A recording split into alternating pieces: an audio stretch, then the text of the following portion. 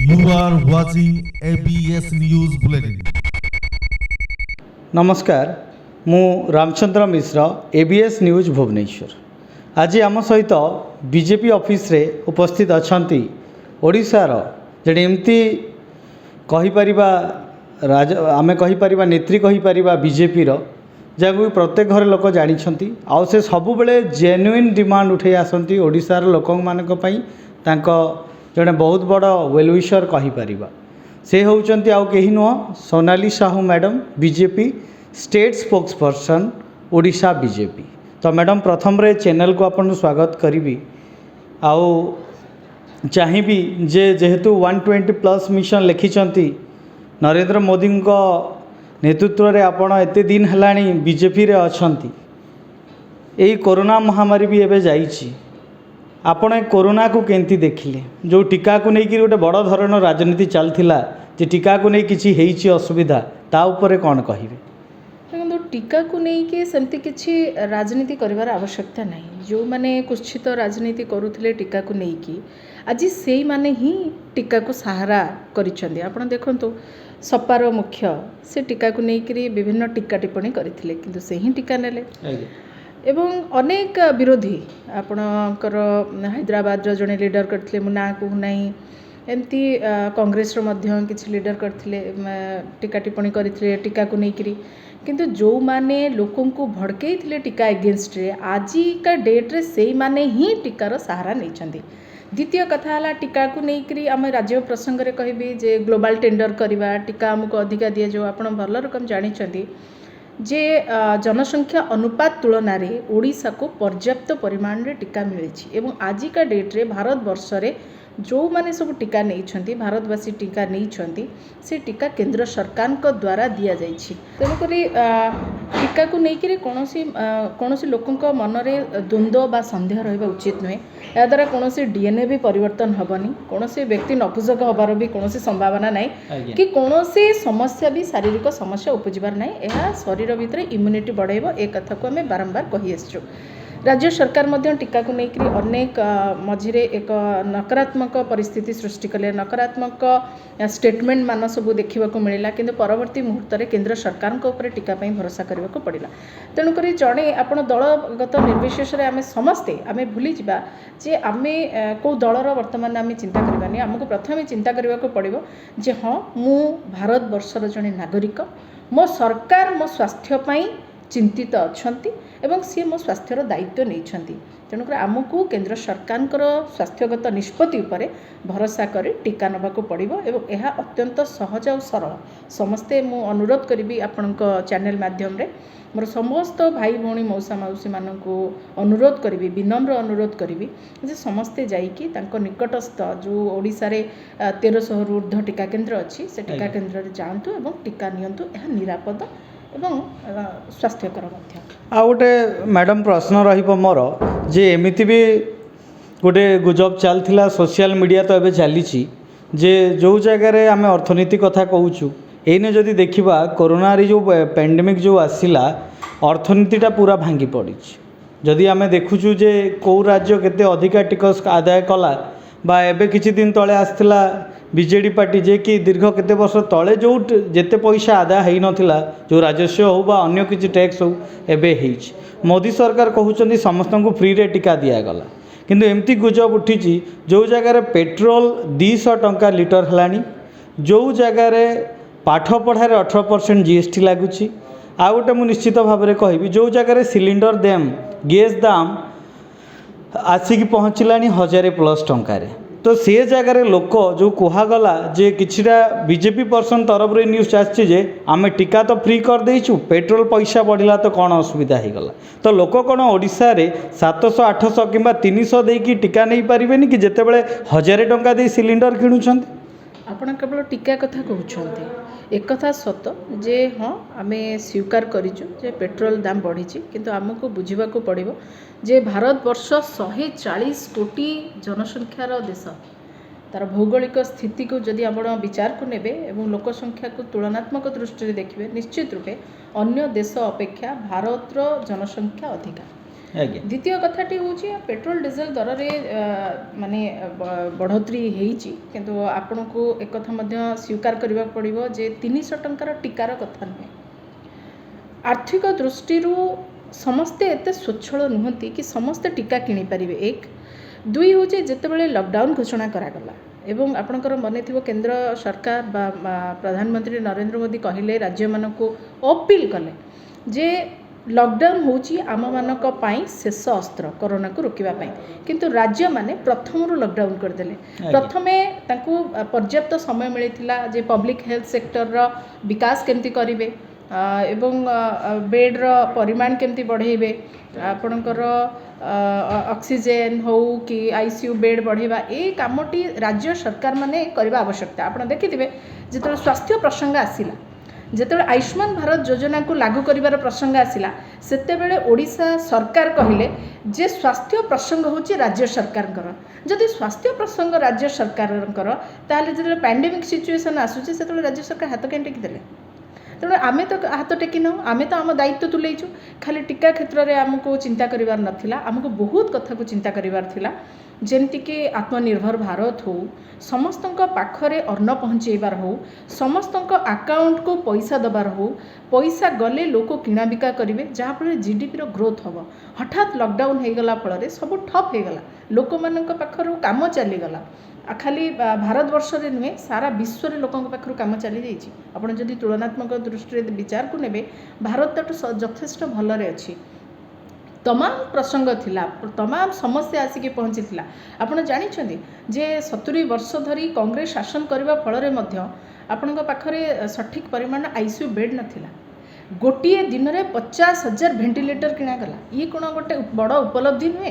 तेणु आमको गोटे भल सुजोग मिलला बोली मुझे गोटे सकारात्मक दृष्टि नेबी जे आमको गोटे भल सुजोग मिलला जे पब्लिक हेल्थ सेक्टर को कोभली भाव तार डेभलप हो पार। ये सबुठ बड़ मुख्य चैलेंज आम थिला। आ वर्तमान सिचुएशन रे भारत वर्ष रे आपण जदि देखिबे साधारण लोकटीए प्राइवेट हॉस्पिटल ऊपर डिपेंड करे नहीं, सी डिपेंड करे माने पब्लिक हेल्थ सेक्टर ऊपर बा सरकारी डाक्तरखाना आम जहाँ कहे ता माने डिपेंड करे। आजिका डेट रे देखंतु पुणी 1000 एम्बुलेंस व्यवस्था करा जाउची। ICU बेड रा पर्याप्त परिमाण रे ICU बेड रा माने उपलब्ध कराई भारत वर्ष रे। ऑक्सीजन रो अभाव नहीं, मास्क हो, भेंटिलेटर हो, सैनिटाइजर हो, PPE किट हो, कौन सी क्षेत्र में आउ आमको अन्य देश उपर निर्भर करने को पड़ूना। यही सब जिनस गुड़िक भारत में मध्य उत्पादन होची। उत्पादन बढ़िले किणा बिका हम, एक्सपोर्ट इंपोर्ट हम एवं आमर अर्थनीति आगक बढ़। एमती अनेक स्टेप नि मुझे कही बसबी बहुत गोटे दिन बीतीज। आत्मनिर्भर भारत होची सबुठु बड़ ए समय सबुठु बड़ महौषधि बोली कहबी इकोनोमिक। तेणुक आमको टिके समय दरकार होची। एवं आउ गोटे कथा कहूँ जे आपणकर 15 वर्ष तलू आम जब फेरी जा, आप मन थी कि नहीं जानी से 88 टंका 85 रु 88 टंका पेट्रोल दर थिला। मत गोटे कथा कहतु अच्छा से तो कोरोना नाला, कौन सी पैंडेमिक सिचुएशन एमती आसी नाला, एभली भयावहता सृष्टि होता, सारा भारत तो बंद हो जाता, समस्ते हाथ बांधिकी बसी नथिले। ताले कौन पे सेतेबेलर सरकार कौन पे 85 रु 88 टंका करथिले? माने 15 वर्ष तले जोतार दाम जहाँ थिला वर्तमान जोतार दाम से ना, किंतु पेट्रोल डीजेल कथा हमको बाधुची। यह एक माने मु भाबुची यह एक सिली क्वेश्चन। ए क्वेश्चन पचारिबा पूर्व आमको प्रथमे निजको प्रश्न करने को पड़ो जे 15 वर्ष तले पेट्रोल दर दाम केते थिला। तेणु यह एक मु भाबुची यह एक इश्यू नुहे। आ शिक्षा व्यवस्था रे अनेक परिवर्तन होईची, शिक्षा नीति प्रणयन होईची। आगको शिक्षा को आहरी गुरुत्व दिया। माननीय केंद्र मंत्री धर्मेंद्र प्रधान आपाई अहरह चेष्टा करुछंती जे भारतर शिक्षा एवं शिक्षानुष्ठान मान केमती वृद्धि हम तापाई अनेक योजना प्रस्तुत करा जाउची। धीरे धीरे ता लोकलोचन को आसीबो। आपण मध्ये जानि आ गोटे प्रश्न रहिबो मैडम, जेतेबेले आपण मोदी सरकारकर एते बाहा करूछंती से जगह हुए तो उज्ज्वला योजना हो बा आपणकर आत्मनिर्भर भारत हो बा आउ किछि भी योजना हो, किंतु सब बेले देखा जाइछि ओडिशा राजनीति रे बीजेडी आउ बीजेपी दीटा उभयंक पई गोटे बड़ प्रतिद्वंदी। से जगह कांग्रेस ना भी जोड़ी होउछि। तो सब बेले जो टॉम एंड जेरी चली धरपकड़ चली जे केंद्र सरकार गोटे नियम कले राज्य सरकार गोटे नियम करूछंती तो आगो को सेमती किछि अछि कि जे बीजेडी आ बीजेपी पुणी आउ थरे गोटे कोलाबोरेशन हबार किछि चांस अछि कि आगो को देखो आपण मैंने समस्ते जानते ओडिशार जनसाधारण पाखरे कौन जिनस अछपा ना कि लुचि कि नाही जे वर्तमान जदियो राजनीति तीनोटी प्रमुख राजनैतिक दल अछंती ओडिशा रे आमे जदि विचार को देखिबा कांग्रेस को एथरु बाद पड़िबो काना कांग्रेस रो सांगठनिक स्थिति एवं निर्वाचन को सामना करिवार जो आग्रह सेटा कहीं विशेष भाव में देखा मिलूना नीति और नेतृत्वर अभाव रही तेणुक जदि आम पाखरे दल आसूची ताले दुईटी दल सामना को आसूची ता होची बीजेपी और बीजेडी राजनैतिक प्रतिद्वंदिता रहिबो किंतु आमे आम राजनैतिक शिष्टाचार को भूलिबु नाही राजनैतिक शिष्टाचार अर्थ नुहे जे आमर सांठगांठ अच्छी आम भितर कौनसी भल संपर्क अच्छी राजनैतिक प्रसंग को लेकर जो भली प्रश्न आमे उठेइथिलो शाणित ढंगरे करिथिलु सरकार को घेरिथिलु से प्रक्रिया जारी रहिबो किंतु ता अर्थ नुहे जे विपक्ष दलर बा बिजु जनता दलर कौनसी नेता कि मंत्री कि वरिष्ठ व्यक्ति आसिले आमे शिष्टाचार भूली जाऊ सेटा आमर कल्चर नुहे आमे शिष्टाचार भितरे राजनैतिक प्रतिद्वंदी हेकि रहिचु एवं आगामी दिन में ओडिशावासींकर विकल्प भी होबो ठीक अच्छी तो जिते बड़े नरेंद्र मोदी को एते गुड़ाए स्कीम अच्छी आ गोटे जिनस गोटे प्रश्न रहिबो मैडम बीजेपी सोशल मीडिया रे तो पूरा एक्टिव अच्छी सक्रिय अच्छी तृणमूल स्तर रे केते काम करूछि आपन कोन लागुछि देखंतु सोशल मीडिया रो प्रभाव निश्चित रूप रही प्रथमे आपण गोटे प्रोग्राम विषय रे प्रधानमंत्री नरेंद्र मोदी प्रोग्राम विषय रे आपण जानिबा को चाहउछन्ती तो आपण प्रथमे से ट्वीट जरिया जनाऊँ आप ट्वीट हो कि फेसबुक हो कि आज भी को भी बहुत एक्टिव है आप से कलेक्ट करके गणमाध्यम माने माने आपण पाखरे खबर पहुँचाऊँच जे यही प्रोग्राम अच्छी आपण आग काल लोक मैंने खबर जानापी खबर कागज तापर टीवी उपर निर्भर कले किंतु वर्तमान से थ्रू आम ऊर्ध्व को गले समस्त हाथ में मोबाइल फोन अच्छी तो आगुरी कौन होता ना गोटे परिवार रे 5 जन सदस्य को लेकिन जो गोटे परिवार से घरर मुखिया जी थे सी ही निष्पत्ति नौले बसिकी विचार होता जे आमे यही दल को भोट दबा सेठी आम निजस्व चिंताधारा मो पाई को सरकार ठीक रहिबो मो भविष्यत पाई मोर माने रोजगार पाई विभिन्न दिग पाई को सरकार मो पाई ठीक रहिबो से विचार कहार करिवार शक्ति सामर्थ्य रहू नथिला कहीं घरर मुखियाटी जो जहाँ को भोट दबा को घरे निष्पत्ति होता आम समस्ते जाऊे से भोट दूसरे किंतु वर्तमान जदि 5 जन गोटे परिवार सदस्य 5टी मोबाइल फोन रही मत भी 5टा आमे कहीपरिबनी जे मु कहीपरिबनी जे मो झियो यही माने यही दल को भोट दब कि पुओ यही दल को भोट दब सेमती नहीं आपणकर जेते जन सदस्य सेतिकी प्रकार भोट मे भी ता गोटे दल सपक्ष जापे ता भिन्न भिन्न भी हो पारे और सोशल मीडिया द्वारा समस्त सरकार समस्त योजनार कार्यकारिता तार उपकारिता अपकारिता समस्त घटना डायरेक्ट लोकों पाखरे पहुँचुची आपणकर मोर गोटे कथा मन अच्छी जे राजीव गांधी का सरकार समय रे राजीव गांधी कही जितेबाला मु टंकाटे पठाऊँ लोक पाखक से लोक पाखे 14-15 पैसा पहुँचुची अर्थात बाटमारणा हो जाऊला बाकी पैसा गोटे सिंह भाग बाटमारणा हो जाऊला ठीक से अनुसार आम जदि विचार करवा जे सरकार जो योजना करुँच से योजना बाटमारणा न हो सोशल मीडिया द्वारा से समस्त घटना सरकार कार्यकलाप हो सरकार योजना हो सरकार सफलता सहित विफलता हो खाली सफलता नुहे ये समस्त वार्ता मध्य सोशल मीडिया जरिया लोकों पाखरे पहुँची पारुची गोटे साधारण जनता साधारण भोटर गोटे नागरिकर पूरा अधिकार अच्छी पूरा हक अच्छी जे मो सरकार मो देशर सरकार मो पाई केते चिंतित अच्छी और मो पाई कौन स्टेप नहीं ता मो पाई केते फलप्रद हम से सेतेबेले निष्पत्ति नब बा सेतेबेले जानी परिबा जेतेबेले आमे ताको सोशल रे से घटना गुडी को एक्टिवली ता पाखरे पहुँची पारिबो तेणु आमर जेतेबेले सरकार आमे गोटे मेजोरिटी नहीं कि सरकार गठन करिचु आमर प्रथम उत्तरदायित्व रहउची जे ट्रांसपेरेंसी मेंटेन करिबा आउ ए सोशल मीडिया द्वारा आमे ट्रांसपेरेंसी मेंटेन करिचु ଏବଂ ଲୋକଙ୍କ ପାଖରେ ଏଇ ସାମାଜିକ ଗଣମାଧ୍ୟମ ଜରିଆରେ ସମସ୍ତ ବାର୍ତ୍ତା ପହଞ୍ଚାଇବାରେ ସଫଳ ହୋଇଛୁ। अच्छा आम मैडम दीर्घ 21 वर्ष हम नवीन सरकार शासन देखी आसुचे दिन को गोटे योजना बाहर बीजेपी सेपटे सेंटर रे गोटे योजना बाहर कले एपटे नवीन बाबू दुईटा योजना बाहर करुँच जी जार बाहा बाहा नेबारे लगी किंतु एबे भी शिक्षा क्षेत्र में जदि देखा ओडिशा सेतेटा आगुआ हो पारि ना जदि नारीर अपलिपमेंट बा एम्पावरमेंट उपरे कहवा सेतेटा हो पारिनी आपन जो एबे कथाटा उठेले ट्रांसपेरेंसी कथाटा तो एबे जो ट्रांसपेरेंसी कथा कहले जेतेबेले केंद्र सरकार किसी जिनस आसूची रास्ता रे से पैसाटा किसी इलीगल हैंड को जाई पारुनी बा जाउनी बोली आपन गारंटी देबे केमती? देखो राज्य सरकार गोटे बढ़िया नीति माने आपणे से नीतिटी हूँ जे डाहाणी ही लगिजे पुणी गुणिया ही छाड़ीजे। मत गोटे कथा कहतु जदि ट्रांसपेरेंसी सरकार क्षेत्र में अच्छी सरकार दुर्नीति भ्रष्टाचार को निपात करने चाहते आप प्रत्येक खबर कागज प्रत्येक दिन उल्टेला बेलू को एत विजिलेंस काम कौन क्या घर ना क्या घर गोटे जाकि विजिलेंस पहुँचो यार अर्थ नुहे जे सरकार भल काम कले सरकार चोरी कले आपण मैंने माने साधारण जनता भाविबे जे सरकार केते एक्टिव आउ सांगे सांगे इन्वेस्टिगेशन हो इन्वेस्टिगेशन हैला पर्यंत जीव कहीं कथा जदि मूलरू ताको मारी दिया जीव करप्शन को मारी दिया जीव ताले एसबूर आवश्यकता नहीं तेणुक सरकार मत लगुच जे गोटे प्रकार गुमराह सृष्टि करुँच लोक मन भितर गोटे विचित्र भावना सृष्टि कर। द्वितीय कथाटी है 21 वर्ष गोटे छोट समय नुहे लंबा समय योजना अनेक हो योजना आम मना करना जे योजना खराब बोली योजना भल हो पारे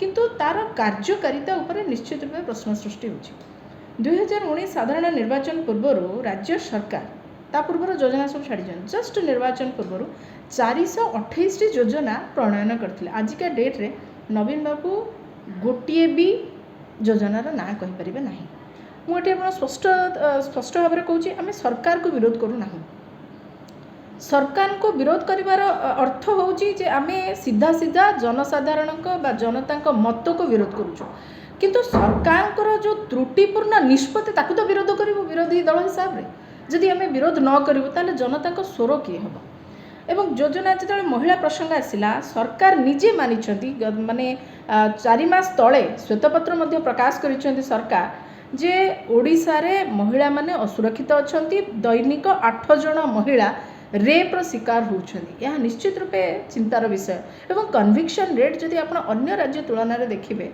बहुत कम अच्छी कन्विक्शन रेट मात्र 1%। ये कौन सूचौच तेणुक राज्य सरकार आईन श्रृंखला व्यवस्था महिला मानकर सुरक्षा एवं युवक मानक रोजगार दबा बेकारी को कमेवा आपे कौन दूरदृष्टि ना 5 वर्षर सरकार होते हुए तो ये प्रश्न पचारि न था किंतु आपण 5 वर्षर सरकार आप योजना बनइले आप सरकार चलीगला आप इम्प्लीमेंट करें ना किंतु जो विजन न था कि आप वर्ष शासन कले 21 वर्ष धरी शासन कले तो ये प्रश्न तो पचार स्वाभाविक कथा एपर्यंत सरकार कौन आउपर स्पष्ट माने मत रखी ना आप देखो बेकारी समस्या को लेकिन गोटे कथा कहि गत लॉकडाउन समय आप देखी 10 लाख राज्य सरकार तथ्य जो रेजिस्ट्रेशन है कहूँ 10 लाख लोक रोजगार हरैकी राज्य को फेरी आसिले आपड़ कौन भावुं जे माने खुशी रे से दादन खटिया जाइए मत दादन शब्द व्यवहार कर कौन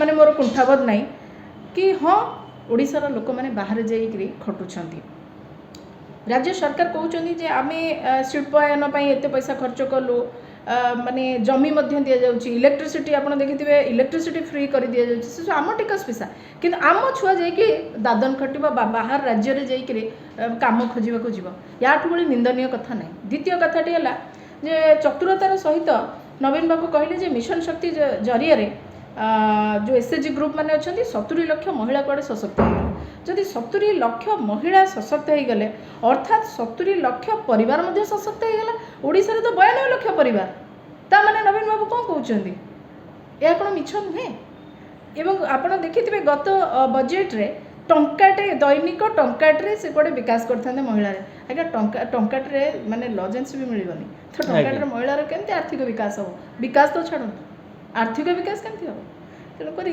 ସବୁ କ୍ଷେତ୍ରରେ ଆପଣ ଯେଉଁ ବିଭାଗକୁ ଟଚ୍ କରିବେ, ଯେଉଁ ବିଭାଗ ବିଷୟରେ ଆପଣ ଡିପ୍ଲି ତାକୁ ଆନାଲିସିସ୍ କରିବେ, ମୁଁ ତ ଆଜିକା ଡେଟ୍ରେ ଯୁବଗୋଷ୍ଠୀଙ୍କୁ ଆହ୍ୱାନ ଦେବି ଯେ ସରକାରଙ୍କର, ରାଜ୍ୟ ସରକାରଙ୍କର ଯେଉଁ ନୀତି ପ୍ରଣୟନ ହେଉଛି ସେ ନୀତିକୁ ଭଲ ରକମ ବୁଝନ୍ତୁ, ନହେଲେ ସେ ଯେଉଁ ସାପ ସିଡ଼ି ଖେଳ ଭିତରେ ଆପଣ ଫସିଯିବେ। ବିଚାର କରିବାର ସମୟ ଆସିଛି। ମୁଁ ପ୍ରେଜ୍ କରିବି ମ୍ୟାଡ଼ାମ୍ ଯେ ଗଣତନ୍ତ୍ରରେ ଅପୋଜିସନ୍ ପାର୍ଟି ଯଦି ଅପୋଜ ନ କରୁନାହାନ୍ତି ସେଇଟା ଗୋଟେ ଭଲ ଡେମୋକ୍ରେସି କୁହାଯାଏନି।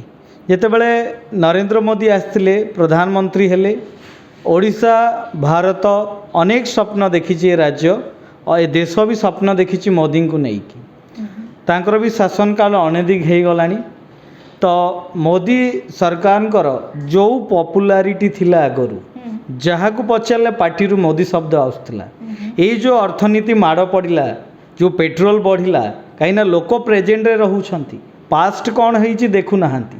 ଏଇ ଯେଉଁ ଅନଏମ୍ପ୍ଲୟମେଣ୍ଟ ବଢ଼ିଛି, ହେଲ୍ଥ ସେକ୍ଟରରେ ଏତେ ଅସୁବିଧା ଅଛି, ଆଉ କିଛି ଏଲିଗେସନ୍ ଲାଗିଛି ବିଜେପି ସରକାର ଉପରେ। ତ ଏହିସବୁ ପରେ ଆପଣଙ୍କୁ ଲାଗୁନାହିଁ କି ମୋଦି ସରକାରଙ୍କ ପପୁଲାରିଟି ପୁରା କମିଯାଇଛି ଓଡ଼ିଶାରେ? ଦେଖନ୍ତୁ, ମୋତେ ଲାଗୁନାହିଁ କି ମୋଦିଙ୍କ ପପୁଲାରିଟି କମିଛି। ଆଜି ବି ମୋଦି ସାଧାରଣ ଜନତାଙ୍କ ହୃଦୟରେ ରାଜ କରୁଛନ୍ତି।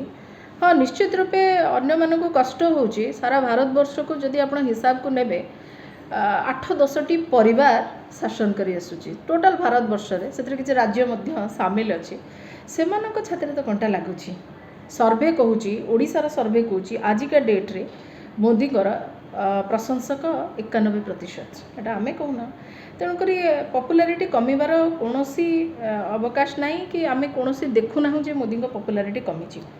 ପ୍ରଥମ କଥା ହେଉଛି ଯେ ଆମେ ବିଜୁ ଜନତା ଭଳି ଦଳ ମଙ୍ଗଳକାରୀ ସରକାର ନୁହଁ, ଆମେ ଜନମଙ୍ଗଳକାରୀ ସରକାର।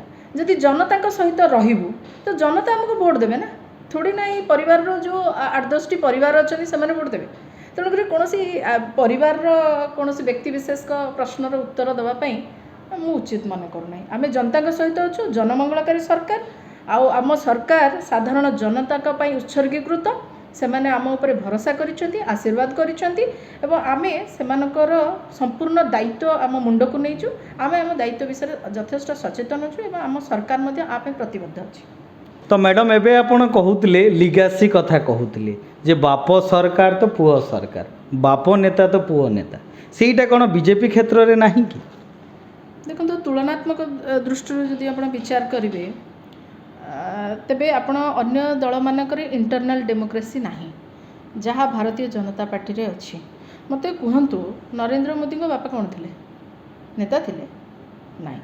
ତେଣୁକରି ଆପଣ ଅନ୍ୟମାନଙ୍କୁ ଦେଖନ୍ତୁ, ମୁଖ୍ୟମନ୍ତ୍ରୀର ପୁଅ ମୁଖ୍ୟମନ୍ତ୍ରୀ ହେବ, ପ୍ରଧାନମନ୍ତ୍ରୀର ପ୍ରଧାନମନ୍ତ୍ରୀ ହେବ, ତାହେଲେ ଏଇଟା यार ना केमती गणतंत्र है। किंतु आउ गोटे कथा मु कहबी मैडम, एबे जो एते बड़ चहट चमट है, जो एते परिवर्तन है, किछिटा नेता कटिले, किछि मंत्री हेले, नुआ नुआ मंत्री हेले, धर्मेंद्र प्रधान एजुकेशन मिनिस्टर हेले, आउ किए को मिनिस्टर है, तो एबे जो गोटे रिपोर्ट आसीथिला जे आपण नरेंद्र मोदी को कथा कही कि सेई जो आमे कहि परिबा लोक कहउचंदी जे नरेंद्र मोदी चा बिकुथिले, ठीक अछि चा बिकुथिले, तांको बापा कोन करथिले सेई जिंस भी आपण इने उठेइले।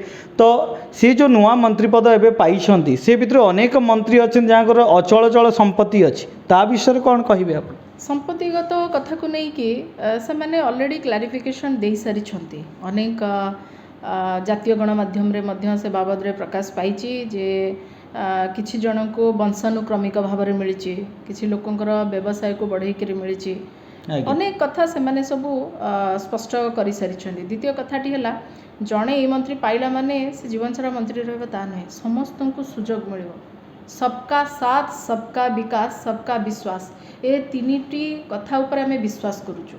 समस्त को लेकिन समस्त विश्वास को लेकिन आमको समस्त विकास करने को पड़ो। तेणुक मंत्री आज जनक माने सुजोग मिलला, काली आउ क्या सुजोग मिल। मत या पूर्व मु माने गोटे दल रे थी, सेठी संपादक भाव में काम करुली, मुखपात्र भाव में काम कली, एमती विभिन्न प्रकार दायित्व मिल। तेणुक कहीं निर्दिष्ट भाव में कोड़ी खाई मंजी पोती ना, निर्दिष्ट गोटे विभाग मंत्री रे माने जन्म जन्म धरिकी रहा भाया जिते थर निर्वाचित होते से ही पाइबे, तेबे अन्य माने सुजोग केमती पाइबे?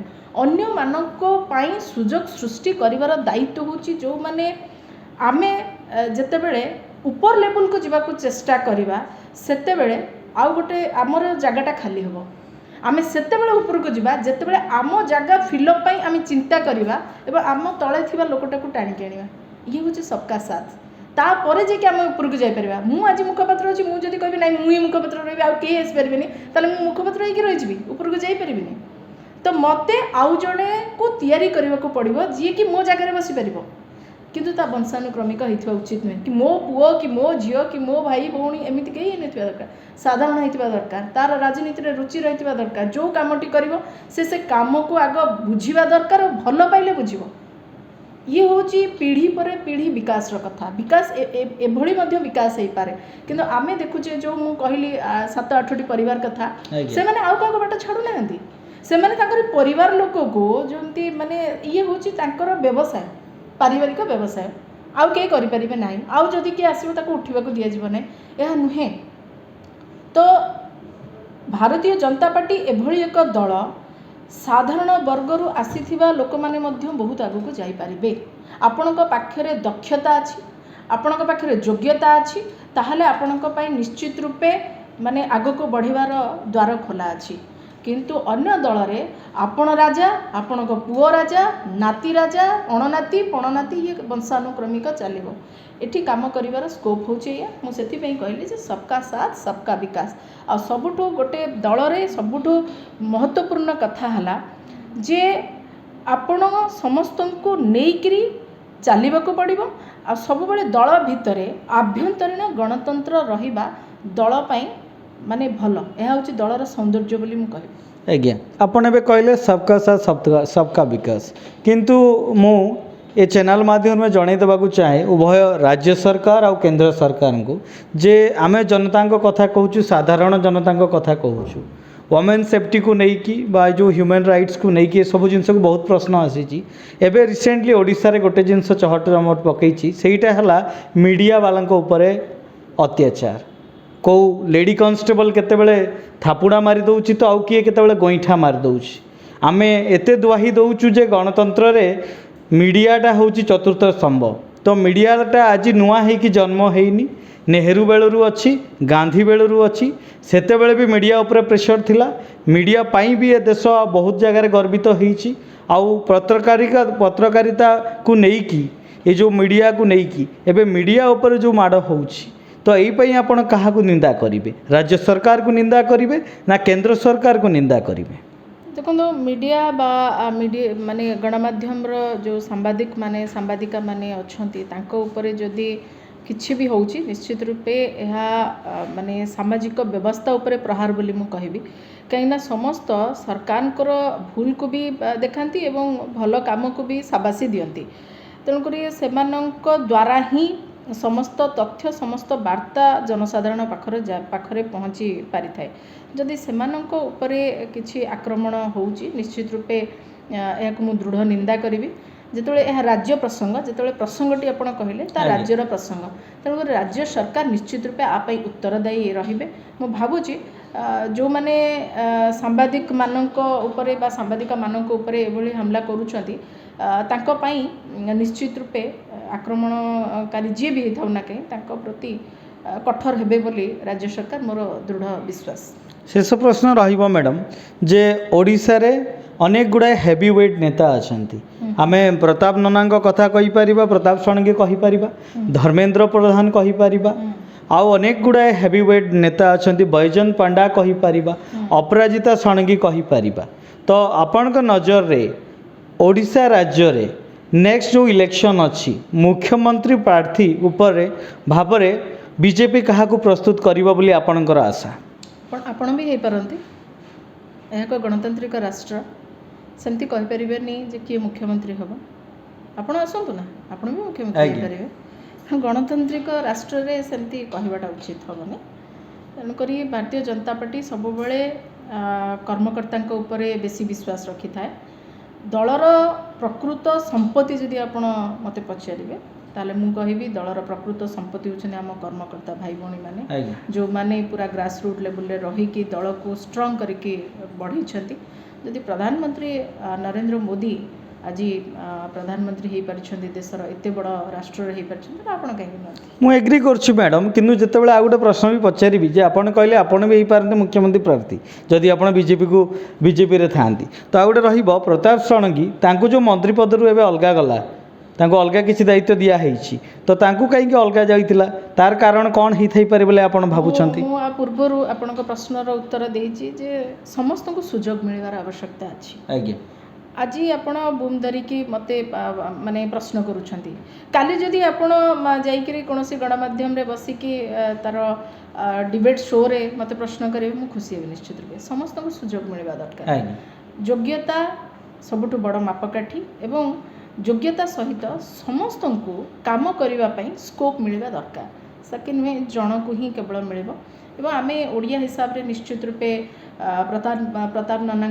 गर्वित थिलु आज भी अच्छु एवं आउ जो माने दुई जन मंत्री को पुनर्बार सामिल करागला धर्मेंद्र भाई को छड़ा ताको पई मध्य ओडिशावासी हिसाब रे आमे गर्व अनुभव करूछु एवं ओडिशा को राजनैतिक आर्थिक एवं सामाजिक दृष्टि आपण जदि विचार करिवे आमे एक निर्णायक स्थान रे पहुँचेबा को जो स्वप्न बा जो लक्ष्य रखिछु आमे समस्त एकत्रित हेकी ए काम को सुचारू रूपे तुलेबू एवं ओडिशा को गोटे नुआ ओडिशा गठन करबा पई जो स्वप्न आपण प्रथम आरंभ करथिले जे 120 मिशन आज भी पूरा हेई नाही आमे से प्रचेष्टा रे अछु से रास्ता रे अछु रास्ता स्थिर लक्ष्य स्थिर केवल समय को अपेक्षा। बहुत बहुत धन्यवाद सोनाली मैडम जे आज अपन टाइम देइथिले सो आमे ए पर्यंत थिलु BJP Sonali Sahu madam state spokesperson Odisha. आज जदि वीडियोटा आपण मानकु ठीक लगी लाइक शेयर करंतु सब्सक्राइब करंतु आपण को मतामत भी आम पाई बहुत उपयोगी हो पारे आउ आगो को आम नुआ नुआ नहीं कि आसबू आपण पाई वीडियो बा न्यूज। धन्यवाद। मु रामचंद्र मिश्र ABS न्यूज भुवनेश्वर।